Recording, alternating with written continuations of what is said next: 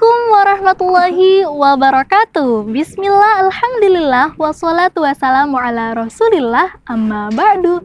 Allah Sobat Santri, back with me Zalfa Zezafun at the program Teras Santri. Long time no see guys, kali ini kita kedatangan tamu spesial yang langsung didatangkan dari Kampung Inggris Pare. Beliau ini adalah owner dari Lembaga Mosaic English Training Center Kampung Inggris Pare. Wah, penasaran seperti apa? Langsung saja kita sapa beliau. Mr. Gunawan sudah ada di samping saya. Assalamualaikum Mr.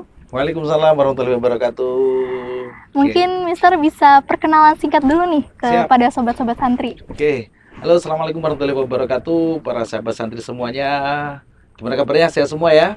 Alhamdulillah, pada kesempatan hari ini kami diberikan kesempatan untuk memberikan pelatihan di salah satu asrama di Buntut Pesantren Cirebon, yaitu tepatnya di Asrama Pondok Pesantren Nadlatul Ummah Buntut Pesantren Cirebon tahun 2025. Baiklah, perkenalkan, nama saya Gunawan Adi Prasetya.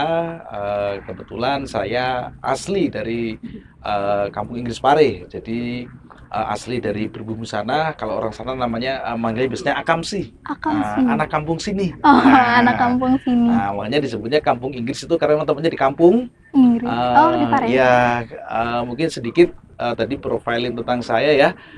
Jadi kebetulan alhamdulillah saya mengenyam pendidikan pertama kali bahasa Inggris di dunia non formal itu sejak kelas 1 SMP atau kelas 1 sanawiyah. Dan alhamdulillah kebetulan kelas 3 sanawiyah saya sudah diberikan kesempatan untuk mengajar. Jadi saya mengajar bahasa Inggris itu sejak kelas 3 sanawiyah.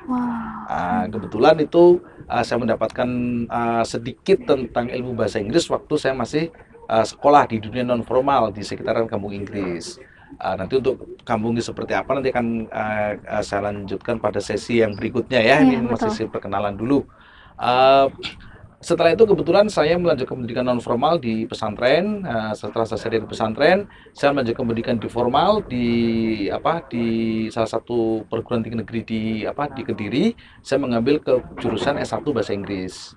Nah, setelah dari S1 bahasa Inggris, saya sempat juga mengajar di institusi formal, yaitu di kampus. Saya sempat jadi dosen di IAIN Kediri dari tahun 2009 sampai tahun 2017. Jadi setelah saya lulus, waktu itu belum lulus sih, setelah selesai menyelesaikan skripsi, saya diangkat jadi asdos untuk ngajar di kampus IAIN Kediri, ya sekarang jadi namanya UIN Syekh Wasil. Nah, setelah itu saya lanjut S2 karena waktu itu tuntutan sebagai dosen itu harus S2 bahasa Inggris. Nah, jadi pendidikan formalnya saya alhamdulillah dapat dari S1 bahasa Inggris, S2-nya bahasa Inggris. Nah, terus pendidikan non formalnya saya dapatkan dari Kampung Inggris Pare. Tapi ya namanya kita nggak tahu ya masa depan seperti apa, nasib dan teknis seperti apa. Ternyata setelah saya menyelesaikan S2, dapatnya bukan menjadi dosen, tapi dapat plus istri. Jadi langsung dapat, bukan istri S3 loh ya, tapi dapat kebetulan dari S2 itu saya berkenalan dengan istri saya. Kemudian istri saya juga S1 bahasa Inggris, S2 bahasa Inggris, cuman istri saya lebih cenderung di pendidikan formalnya, bukan dari pendidikan Kampung Inggrisnya. Dan singkat cerita, di tahun 2017 saya resign dari dunia formal, dari kampus. Saya fokus untuk berkarir lah bahasanya, atau mengabdikan diri, mendedikasikan diri saya sepenuhnya all out untuk lembaga yang saya rintis sendiri dari jeripayah, mulai dari minus, bahkan bukan dari nol lagi, yaitu di Lembaga Mosaic Kampung Inggris Pare. Itu akhirnya berdirinya Mosaic. Iya, itu singkat sekelumit tentang profiling saya. Mungkin nanti bisa kita sambil ngobrol-ngobrol santai gitu ya. Baik. Mungkin bisa disapa dengan akrab Mr. Gun ya? Gun. Bisa dipanggil Mr. Gun kalau di lembaga kursus. Kalau di teman-teman teman-teman sekolah itu rata-rata namanya satu Om Gun. Om Gun. Iya. Cuman kalau di kursusan panggilnya Mr. Gun. Mr. Gun. Iya. Oke. Baik Mr. Gun, mungkin Mr. Gun bisa ceritakan sejarah singkat tentang Kampung Inggris Pare. Iya, baik, para pemirsa semuanya. Kita mungkinnya pemirsanya apa? Santri yang berbahagia atau yang budiman atau yang apa ini? Sobat santri. Sobat santri ya. Oke, para sobat santri semuanya, sobat Teras Santri semuanya, saya akan sedikit bercerita tentang sejarahnya Kampung Inggris ya. Karena kebetulan alhamdulillah waktu itu saya diberikan kesempatan untuk melakukan riset secara ilmiah dalam bentuk skripsi waktu S1 meneliti tentang sejarah kampung Inggris. Jadi selain saya memang akamsi tadi itu ya, anak kampung Akamsi. sini atau alias saya memang asli dari situ. Jadi saya sejarah itu sedikit banyak saya juga pelaku sejarah. Jadi walaupun tidak dari awal, setidaknya bukan konon katanya, tapi saya juga mengalami sendiri. Akan tetapi yang era-era sebelum saya melakukan riset dari S1 itu tentang kampung Inggris. Tapi bukan, walaupun saya dari pendidikan S1 bahasa Inggris, saya tidak meneliti tentang tentang konsep pendidikannya di kampung Inggris waktu itu. Jadi saya meneliti pare kampung itu secara antropologinya. Jadi kaitannya kalau jauh, nah nanti kalau mungkin ada kesempatan lagi ya kita ngobrol-ngobrol. Jadi kaitannya itu sampai ke kerajaan Kediri. Jadi kan Kediri itu punya satu peradaban yang sangat kuno atau peradaban tua bahasanya itu. Di Kediri itu ada namanya Kerajaan Kediri. Kerajaan Kediri itu dulu pecah jadi Daha dan Panjalu sebagainya lah. Termasuk salah satunya itu Pare itu salah satu. Kalau sekarang Pare itu jadi kota di kabupaten. Jadi kota kabupaten Kediri itu ada di Pare. Ya, jadi ada beberapa kayak Polres sebagainya itu di Pare. Jadi memang Pare itu punya historis yang panjang. Kalau kita melihatnya dari sejarah antropologinya dari dari Kerajaan Kediri. Karena dulu namanya bukan Pare. Apa tuh? Namanya itu Mojokuto. Mojokuto. Iya, Mojokuto. Jadi Pare itu namanya dulu Mojokuto. Cuma saya tidak akan berbicara di situ terlalu jauh nanti ya. Ini bisa sampai subuh nanti kalau saya seperti itu. Jadi Pare itu sebenarnya nama kampung Inggris itu muncul di era kedua, generasi kedua. Kalau kita mengatakan, jadi di Pare itu sanatnya bukan secara keduriahan, jadi bukan secara nasab, tapi secara keilmuan. Jadi pertama kali yang mencetuskan, bukan mencetuskan ya, karena Pare itu penamaan dari orang-orang, jadi masyarakat aja. Jadi tokoh yang masyhur untuk di Pare itu namanya Bapak Muhammad Khallan Osen. Bapak Muhammad Khallan Osen.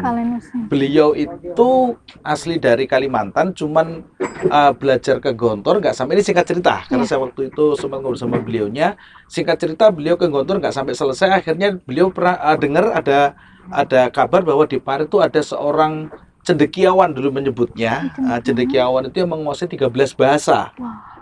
Beliau penasaran karena Pak Khallan ini tertarik dengan bahasa Inggris. Akhirnya beliau tuh mencari sosok seorang tersebut di Pare, Kediri. Waktu itu beliau dari Ponorogo naik bus sampai beliau cerita ke saya itu jalan kaki mulai dari turunan bus sampai mencari itu. Alhamdulillah ketemu sosok namanya Kiai Yazid bin Yasin, Kiai Ahmad Yazid bin Yasin, dan makamnya juga ada di kampung Inggris Pare. Jadi Pak Khallan ini belajar ke Kiai Ahmad Yazid bin Yasin, belajar bahasa Inggris, akan tetapi Kiai Yazid itu tidak punya santri. Jadi satu-satunya santri bahasanya cuma Pak Khallan itu aja. Itu yang pertamanya. Iya, yang pertamanya. Cuma itu yang masturnya lah ya, Kiai Yazid itu yang tidak mendirikan lembaga kursus. Jadi Pak Khallan ini istilahnya kalau di sini ya mungkin kodim lah atau abdi dalem di Kiai Yazid. Jadi beliau belajarnya itu ya tidak terjadwal. Pokoknya kalau mau belajar bahasa Inggris sendiri waktu itu. Terus singkat cerita, ada 2 mahasiswa dari IAIN Surabaya sekitar tahun awal 70-an kalau nggak salah itu. Kalau tahunnya mohon maaf saya nggak hafal betul tahun persisnya. Itu mahasiswa itu mencari Kiai Yazid untuk belajar bahasa Inggris karena ada tugas kuliah, entah itu mau keluar negeri atau apa, kurang begitu dijelaskan ya. Jadi Pak Khallan, Bapak Muhammad Khallan Osen itu menceritakan ada konon 2 mahasiswa mau belajar bahasa Inggris ke Kiai Yazid. Nah, waktu ditemu sama Kiai Yazid, disampaikan, kenapa belajar bahasa Inggris sama saya tuh nggak pernah sekolah, saya tuh cuman pendidikan formal nggak sampai selesai. Kalau mau belajar bahasa Inggris, kemudian ke itu aja, ke Khallan yang alumni Gontor, alumni bukan berarti lulusan ya, yang di Gontor. Pak Khallannya juga heran, loh saya kan nggak pernah belajar secara nggak pernah belajar, tapi kok tiba-tiba suruh mengajar, apalagi yang diajar tuh mahasiswa gitu kan. Nah, singkat cerita, karena Pak Khallan itu samina wa ta'na dan taat kepada gurunya, diajar 2 mahasiswa itu. Dan alhamdulillah ya mungkin karena sudah jalannya Pak Khallan, 2 mahasiswa itu waktu sebelum berangkat ke Pare terkenal dalam tanda kutip, mohon maaf, sangat kurang bahasa Inggrisnya. Tapi setelah pulang dari Pare hanya cuma belajar ya ala kadarnya dengan Pak Khallan itu, nilainya tinggi bahasa Inggrisnya, tugasnya selesai. Akhirnya teman-temannya penasaran, loh kamu dalam waktu hitungan bulan kok bisa belajar bahasa di mana? Akhirnya masyhurlah Pak Kalen itu. Jadi Pak Kalen itu ibaratnya kalau sekarang tuh ya santri lah, santrinya Kiai Yazid bin Yasin. Nah, Kiai Ahmad Yazid bin Yasin itu menguasai 13 bahasa konon, cerita dari beliaunya Pak Kalen itu selaku muridnya. Nah, memang kalau Kiai Yazid sendiri di Tulungrejo itu tokoh masyarakat. Jadi kampung Inggris itu, nah ini kalau sudah masuk kampung Inggris. Hmm. Saya lanjutkan cerita dulu aja ya. Nah, ini nggak apa saya banyak ngomong ya. Mangga. Oke. Menambah Sahabat santri, pengetahuan. sabar ya, jangan tidur ya. Kita berdongeng ini ya. Ini kan settingnya santai ya. Ya. Nah, jadi waktu itu karena Pak Kalen tinggal di rumahnya Kiai Yazid, jadi tepatnya di Desa Tulungrejo, Kecamatan Pare. Jadi Pare itu kecamatan, kabupatennya Kediri. Nah, akhirnya lambat laun banyak orang yang ingin belajar. Pak Kalen akhirnya membuka sebuah kursusan. Membuat salah satu kursusan itu masih perdana itu. Perdana dan pertama kali. Perdana dan pertama kali kursusan secara formal didirikan. Makanya kalau kita di kampung Inggris ini menyebutnya Pak Kalen itu adalah, kalau di pondok ini namanya sesepuh lah. Tapi kalau di sana itu namanya foundernya. Jadi founder kampung Inggrisnya itu adalah Bapak Muhammad Kalen Osen. Sekarang beliau sudah berumur 80 tahun. Ya, nah beliau mendirikan satu kursusan dan beliau sudah all out, fokus sampai alhamdulillah setelah perjuangan sekian puluh tahun. Jadi itu sekitar tahun 76-an insya Allah. Tahun 76 beliau mendirikan kursusan. Akhirnya lambat laun banyak yang datang, akhirnya jumlah pesertanya dibatasi. Setiap satu periode itu 400, 200 putra, 200 putri. Nah, karena saking banyaknya peminat, akhirnya tidak hanya satu lembaga kursus. Muncullah muridnya Pak Kalen namanya Ustadz Akhlis. Ustadz Akhlis juga termasuk guru saya. Nah, itu Ustadz Akhlis itu mendirikan lembaga kursus namanya IEEC atau ECC, yang mana jadi cabang BEC. Terus buka lagi banyak yang buka, alumninya. Jadi yang buka kursus itu bukan keluarga. Tidak hanya keluarga ada yang buka, tapi tidak hanya keluarga. Alumni buka kursus, akhirnya kursusan bahasa Inggris itu menjamur. Nah, karena ini menjamur, maka banyak orang dari luar kota datang ke kampung Inggris untuk belajar bahasa Inggris dan mereka mukim di sana. Jadilah kampung Inggris. Iya, kenapa disebut kampung Inggris? Kenapa tuh? Nah, karena di Pare itu orang hampir setiap siswa itu ngomong bahasa Inggris. Jadi entah itu kadang di warung, entah di ini, tapi ya tidak semuanya 100%. Cuman fenomena itu sangat langka karena mereka terbentuk secara alami. Jadi tidak didesain. Jadi kampung Inggris itu muncul secara alami, secara kultural, bukan secara struktural. Jadi tidak dibentuk. Jadi ya Pak Kalen dengan istiqomahnya dan konsistennya melakukan pengajaran dan sebagainya, akhirnya terbentuk banyak kursusan. Dan kebetulan waktu itu di Pak Kalen itu orangnya memang straight. Jadi kalau mau kursus aturnya begini, silakan, kalau nggak mau keluar.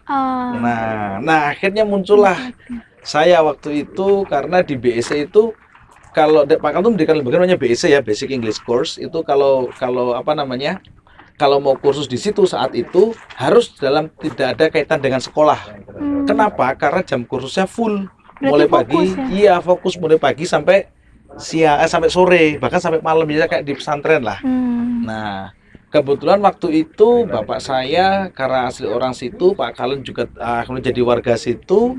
Kebetulan bapak saya dengan Pak Kalen itu partner main tenis meja. Nah, akhirnya waktu itu bapak saya itu berpesan kepada saya, kamu ini ibaratnya hidup di lumbung padi, masa sampai kelaparan, kan ya betapa, mohon maaf, bodohnya itu kan. Maksudnya apa Pak? Maksudnya kamu ini kan hidup di kawasan orang yang lagi belajar banyak bahasa Inggris. Kalau sampai kamu nggak bisa bahasa Inggris, kan keterlaluan. Artinya kita jangan sampai kelaparan di lumbung padi, lagi banyak padi kok kelaparan. Nah, akhirnya saya tergugah lah untuk pengen belajar bahasa Inggris. Waktu itu saya mau dititipkan bapak ke Pak Kalen, diantar, ya kayak orang nyantri aja, diantar, mau daftarkan anaknya, ini anak saya Gunawan, mau belajar bahasa Inggris. Terus Pak Kalennya bilang, ini masih sekolah atau enggak? Masih sekolah. Oh, kalau masih sekolah belum bisa di sini waktu itu. Akhirnya saya direkomkan ke salah satu kursusan yang notabene owner kursusannya ini adalah alumni BEC dan sempat ngajar lama di BEC. Akhirnya beliau mendirikan kursusan namanya CEC, Communicative English Course, saya ingat betul itu khusus untuk menampung siswa yang masih sekolah. Jadi kalau pagi sekolah, sorenya kursus bahasa Inggris, nggak full. Tapi metode pembelajarannya sama dengan bahasa Inggris.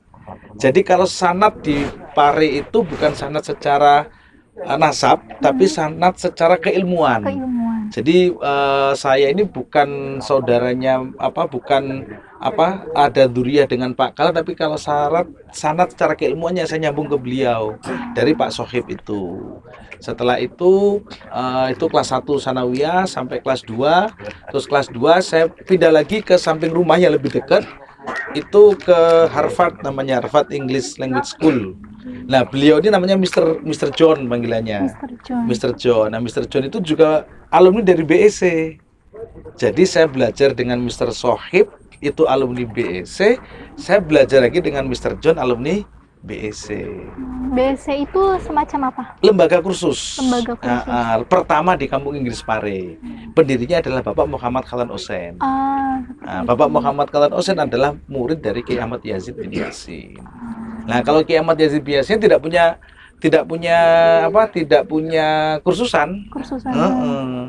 Coba beliaunya kan kutu buku dan sebagainya. Akhirnya Pak Khalan sampai sekian tahun akhirnya bisa menularkan ilmunya ke seluruh warga. Dibuatlah kampung, orang menyebutnya Kampung Inggris. Nah, kenapa kok Kampung Inggris? Karena Kampung itu perpaduan dari 2 desa. Kalau Kiai Yazid bin Yasinnya itu di Desa Tulungrejo, Bapak Khalan mendirikan kursusan di namanya Desa Pelem. Desa itu berdampingan di Kecamatan Pare. Nah, waktu itu Pak Khalan menyampaikan, kita pakai nama Kampung Inggris itu sebenarnya bukan Pak Khalan, jadi orang menyebutnya Kampung Inggris. Nah, akhirnya dikait-kaitkan. Jadi gampangannya Kampung Inggris itu adalah hasil perpaduan antara Desa Tulungrejo dan Desa Pelem melahirkan namanya Kampung Inggris. Singkat cerita, pada tahun 2010 waktu itu saya juga mendirikan lembaga kursus, waktu itu namanya Mosaic English Training Center. Jadi di Pare itu sekarang ada sekitar 163-an lah lebih lembaga kursus bahasa. Itu yang resmi, yang terdaftar. Jadi semua lembaga kursus di Pare itu resmi terdaftar melalui Dinas Pendidikan setempat, leading sektornya ke sana. Dan kita ada paguyubannya, namanya tuh Forum Kampung Bahasa. Forum Kampung Bahasa. Iya, Forum Kampung Bahasa. Kenapa kok tidak Forum Kampung Inggris? Karena di Paris seiring berjalannya waktu adanya bahasa Inggris. Ada bahasa apa aja? Ada bahasa Arab, ada bahasa Mandarin, ada bahasa Jepang, ada bahasa Korea. Nah, itu bermacam-macam. Bermacam-macam bahasa. Inggris betul. Dan di sana setiap rumah itu ada kursusan, ada tempat belajar, ada asramanya. Nah, di Mosaic sendiri berdiri tahun 2010. Saya menggunakan nama Mosaic itu juga ada filosofinya, tapi nanti terlalu panjang ya. Intinya Mosaic saya dirikan, dan waktu itu saya belum begitu fokus. Saya tadi yang saya sampaikan, saya sambil ngajar jadi dosen, terus saya ngajar di beberapa kampus, terus ngajar di waktu itu lagi munculnya rame-ramenya RSBI. Saya ngajar di salah satu sekolah favorit Kabupaten Kediri untuk mengonsep bahasa Inggrisnya. Nah, akhirnya Mosaic tidak bisa konsen 100%. Terus akhirnya setelah saya berdiskusi dengan istri, dengan tim, akhirnya tahun 2017 saya memutuskan untuk terjun langsung fokus di Mosaic, meninggalkan kegiatan di luar. Kadang kalau cuma di luar itu sebagai dosen tamu itu ya. Berarti berdirinya Mosaic itu di tahun 2010. Tapi fokusnya itu di 2017. Bukan fokus rebranding tepatnya sih. Jadi waktu itu 2010 tetap semua kegiatan berjalan, cuman saya tidak langsung terjun 100%. Jadi saya pakai sistem manajemen. Jadi tetap jalan, kegiatan berjalan, program bahasa Inggrisnya berjalan. Nah, waktu itu karena saya mensinyalir kalau saya tidak fokus pada salah satu, maka nanti kurang bisa maksimal. Akhirnya tahun 2017 saya memutuskan untuk nge-push fokus 100% ke Mosaic. Nah, sebenarnya Mosaic itu kenapa saya memberikan nama Mosaic English Training Center? Jadi fokusnya lembaga kami di Mosaic itu kita fokus pada program pelatihan. Program pelatihan bahasa Inggris di mana materi itu bisa menyesuaikan sesuai dengan permintaan peserta. Contoh paling real yang sekarang kita jalankan ini, para sahabat santri itu di PP Nadwatul Ummah Pondok Pesantren Cirebon ini kita melakukan pelatihan bahasa Inggris sesuai dengan permintaannya dari pihak pesantren, dari pihak pondok. Ini Mr. Gun, kita ingin membuat santri itu bisa begini, begitu, dan begono. Jadi kita menyiapkan materinya. Jadi ibaratnya silabus itu baru kita konsep setelah ada permintaan, atau mungkin silabus akan kita berikan sesuai dengan permintaan. Jadi ada banyak opsi pilihan, ada speaking, ada grammar, ada ini dan itu, ada TOEFL dan sebagainya. Nanti sesuai permintaan baru kita siapkan. Fleksibel jadi gitu. Ya, fleksibel. Gitu. Gitu. Mungkin itu tadi berawal dari sejarah kampung Inggris lalu berdirinya Mozaiknya. Ya. Mungkin ada ada asal usul tersendiri dari Mozaik itu sendiri? Ya, Mozaik itu waktu itu saya dirikan, ini agak sejarah agak panjang ya. Jadi memang dari perjuangan mulai dari minus, bukan dari nol lagi. Minus, kenapa? Jadi waktu itu saya dari tahun 99 2000 sudah mulai ngajar bahasa Inggris. Waktu itu masih saya ngabdi dari satu kursusan ke kursusan lain. Akhirnya mulai dari tahun 2009 saya sudah resign. Saya mendirikan kursusan. Cuma waktu itu seperti disampaikan tadi, saya tidak begitu fokus karena saya masih ada kaitan, masih ngajar di kampus. Nah, Mozaik itu saya dirikan, kenapa kok namanya Mozaik? Satu, secara filosofi mozaik itu ada serpian dari batu-batu kecil yang batu-batu mulia. Kenapa saya sebut batu mulia? Karena waktu itu mozaik masih kecil. Tapi walaupun kecil, ini juga batu permata dari serpian beberapa kursusan besar yang ada di kampung Inggris. Karena kita mulai dari kecil. Nah, akhirnya kecil tapi tetap diperhitungkan, itu namanya mozaik. Kepingan batu-batu mulia. Kalau disusun menjadi rapi, itu jadinya batu mulia, tapi susunan dari beberapa batu kecil.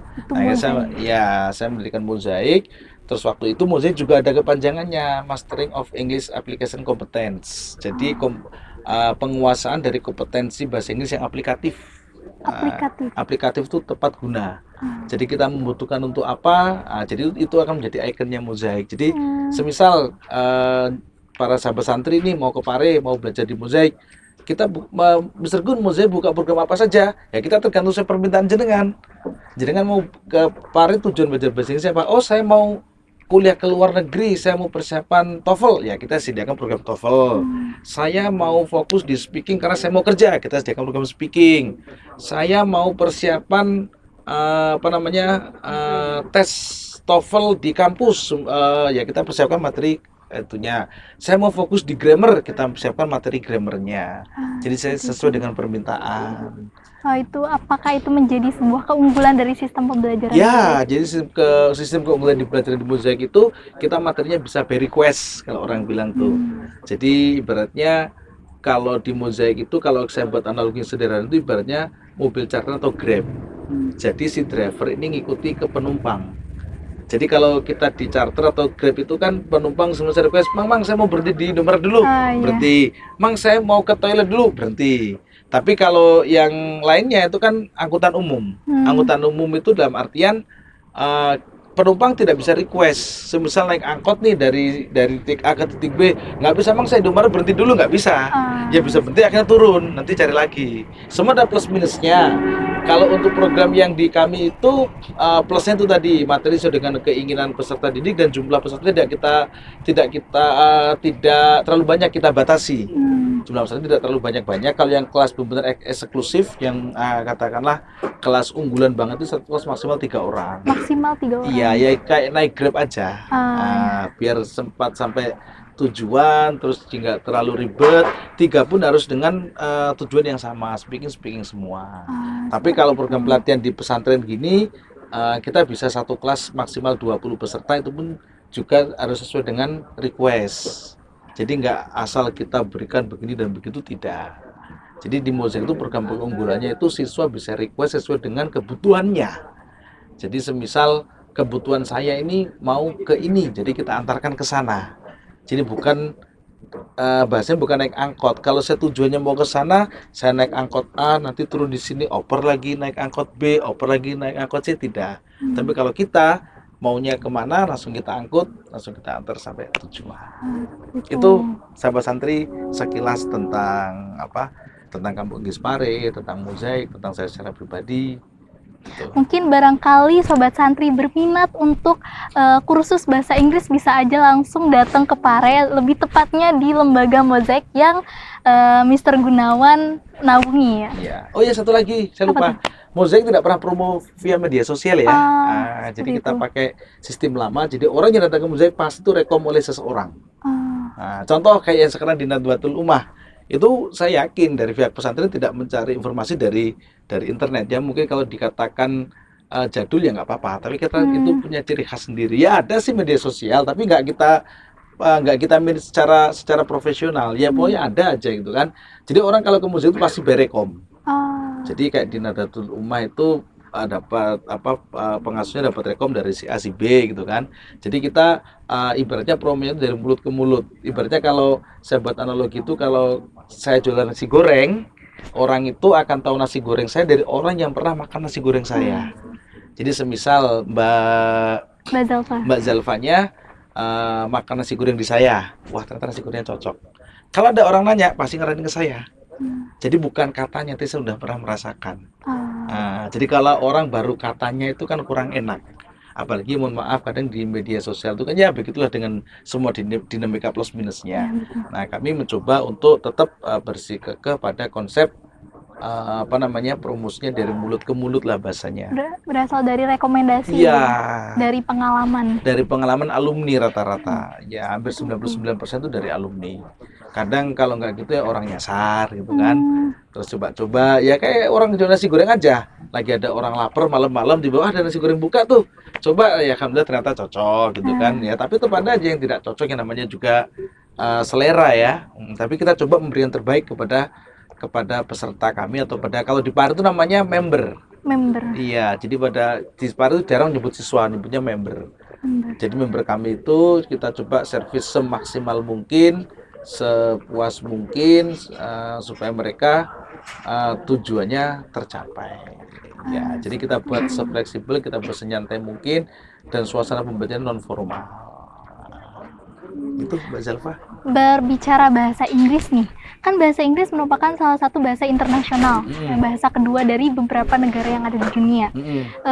Apa sih pandangan Mr. Gunawan tentang pentingnya belajar bahasa Inggris? Ya, jadi satu, bahasa itu sebagai alat komunikasi untuk umat manusia ya, atau bukan manusia lah, untuk semua makhluk itu ada bahasanya. Kayak hewan mungkin bahasa gerak, bahasa apa, bahasa tubuh atau bahasa isyarat lah. Nah manusia ini salah satu bahasa yang secara lisan, secara orally itu kita menggunakan bahasa lisan itu satunya bahasa Inggris. Nah pentingnya bahasa Inggris saat ini, sebagaimana kita tahu semuanya sahabat santri ya, bahasa Inggris itu adalah bahasa internasional, bahasa dunia. Ya kita kalau hidupnya di dunia, masih nginjek tanah di dunia, ya kita harus mengikuti aturan dunia. Tapi kalau pakai bahasa akal ya nanti nunggu. Artinya kita semisal ke negara manapun, kalau kita belum bisa bahasa negara itu, kita bisa pakai bahasa Inggris. Karena sudah disahkan bahwa bahasa Inggris adalah bahasa internasional. Artinya kalau kita ingin menguasai dunia, salah satunya, bukan satu-satunya ya, salah satu senjatanya adalah menggunakan bahasa Inggris. Dengan belajar bahasa Inggris. Iya, akan tetapi bahasa Inggris yang perlu dimaknai di sini tidak hanya bahasa Inggris secara speaking loh ya, ada bahasa Inggris secara literatur, bahasa Inggris apa tuh lebih luas. Nah, jadi bahasa itu juga luas, bahasa Inggris juga luas, sebagai bahasa dunia banyak aspek yang harus dipelajari, akan tetapi setidaknya kalau kita bisa melihat mengukur itu dari orang bisa ngomong bahasa Inggris sudah lebih dari cukup. Nah, kalau untuk santri sendiri, harapan kami nanti santri itu juga tidak santri itu harus kekinian mengikuti update perkembangan zaman tanpa meninggalkan identitas santrinya. Jadi santri tetap identitas dengan santrinya, dengan keilmuan keagamaannya, tapi ditambah satu skill yaitu bisa berbahasa Inggris, artinya santri ini siap go internasional. Makanya dalam kesempatan kali ini saya spill ya, untuk tema English outing di sini atau pelatihan bahasa Inggris yang ada di situ, saya mengambil tema Santri Never Left Behind. Santri Never Left Behind. Iya, nanti di buku itu ada di buku itu di cover ada tagline-nya Santri Never Left Behind. Makanya bahasa Inggrisnya di sini temanya kata-kata di pembuka tadi, Intensive English Outing for Santri. Nah, jadi dari santri untuk santri dan oleh santri di teras santri. Betul. Itu ya. Eh, Mister Gunawan, manfaat apa yang dirasakan oleh Mister selama belajar bahasa Inggris atau menguasai bahasa Inggris itu sendiri? Alhamdulillah sampai hari ini saya mendapatkan rezeki ya, itu dari bahasa Inggris. Wasilahnya melalui bahasa Inggris. Saya dapat istri juga bahasa Inggris. Karena bahasa Inggris. Saya bisa sampai di pesantren itu juga wasilahnya bahasa Inggris. Jadi alhamdulillah dalam perjalanan hidup saya itu aspek yang apa ya, yang paling banyak itu saya mendapatkan berkah dari bahasa Inggris. Walaupun saya nggak pernah keluar negeri, bos. Nah, saya tuh belum pernah belajar bahasa Inggris di luar negeri, belum pernah. Tapi yes, namanya apa ya? Namanya saya tekuni, saya belajar apa namanya? Belajar jalan akui, jalani, syukuri. Itu kan salah satu kata-kata dari guru saya itu ya. Insya Allah ada kata apa namanya, akui, sadari, jalani, akui, sadari, syukuri, jalani. Akui, sadari, Ya, syukuri, jalani. jalani. Jadi saya mengakui bahwa semua itu semuanya titipan dari Gusti Allah Subhanahu Wa Taala. Terus habis itu akui, terus jalani. Nah, jadi setelah saya mengakui bahwa itu adalah titipan, saya menjalaninya dengan nikmat, bahwa bahasa Inggrisnya akan saya jalankan, proses. Setelah berproses hasilnya maka kita akan mensyukuri. Setelah mensyukuri tadi akui, sadari, jalani, syukuri. Ya, setelah itu kita bersyukur. Ya, dari bahasa Inggris manfaat yang saya rasakan secara pribadi saya alhamdulillah sampai hari ini itu bisa makan, bisa hidup, salah satunya dari bahasa Inggris. Bahasa Inggris, wasilah dari bahasa Inggris. Iya, wasilah dari bahasa Inggris. Ya rezeki sudah ada yang ngatur, cuman kita kan salah satu usahanya dari bahasa Inggris itu. Antaranya dari bahasa Inggris. Wah, tidak terasa nih Mr. Gulam, kita sudah berada di akhir waktu. Terima kasih Mr. Gulam sudah menyempatkan waktunya untuk hadir di Teras Santri dan mengobrol bareng Sobat Santri. Terima kasih juga Sobat Santri sudah menonton video pada hari ini. Semoga bermanfaat untuk kita semua. Amin. Siap. Kata-kata terakhir dari saya, bukan kata terakhir, pesan dari saya, sukses selalu untuk Teras Santri. Sukses selalu untuk Teras Santri. Terima kasih Mr. Gunawan. Dan jangan lupa Sobat Santri untuk like, comment, share, dan subscribe channel Nadwatul Ummah Media. Terima kasih. Wassalamualaikum warahmatullahi wabarakatuh.